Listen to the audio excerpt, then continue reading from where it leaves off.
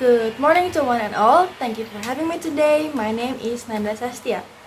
Ladies and gentlemen, in this occasion, I would like to tell you one of the famous American writers. Can you guess who it is? Well, this time I'm going to tell a story about Upton Sinclair. Have you ever heard or read about him or his works?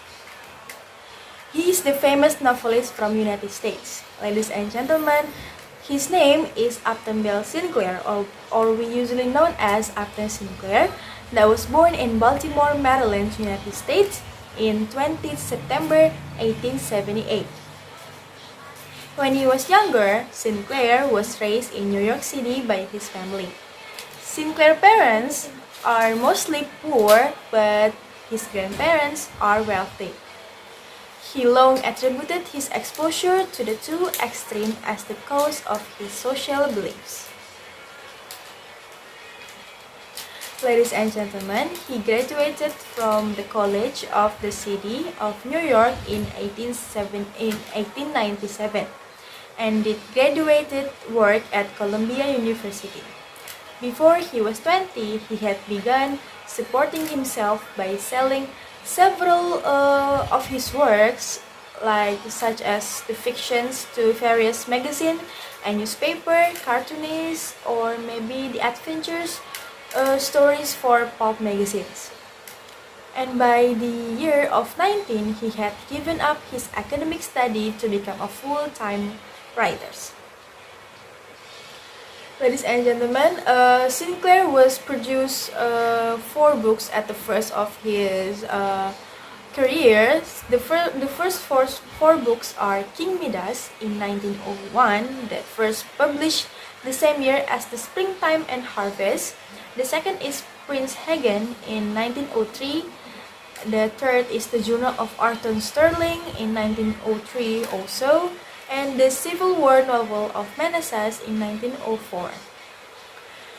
All the novels were well received by the critics but did not sell very well. His first 4 novels were sentimental and immature, but in 1904 he published Manassas, a neo-abolitionist novel about the Civil War that marked an important step in Sinclair's development as a writer. He shifted to the historical novel. In the summer of 1904, Sinclair became an official member of the Social Party of America, then in the decade of its greatest success. Later the same year, Fred T. Warren, the editor to Appeal to Reason, a weekly socialist journal published in Kansas, challenged Sinclair to write a novel dealing with contemporary wage slavery as opposed to the antebellum slavery he had written about in Manassas. Sinclair was accepted the challenge, and he offered with money of $500 for the serial rights to his new novel, then traveled to the stockyard of Chicago, where he lived for 7 weeks in November and December of 1904 while he was investigated the condition of the man and woman who lives in and work in Packington. So the famous novel from Upton Sinclair was The Jungle, that was produced in that investigation.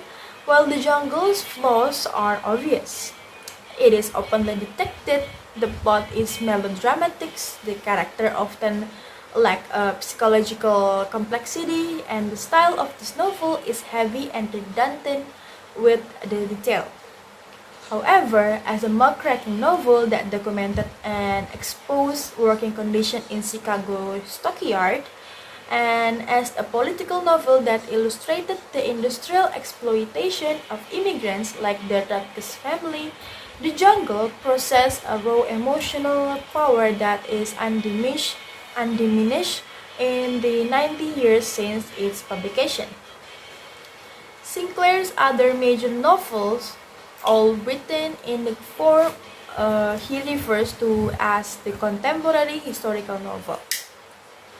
Throughout his long career, Sinclair remained a passionate critic of the social and political inequalities of modern capitalism.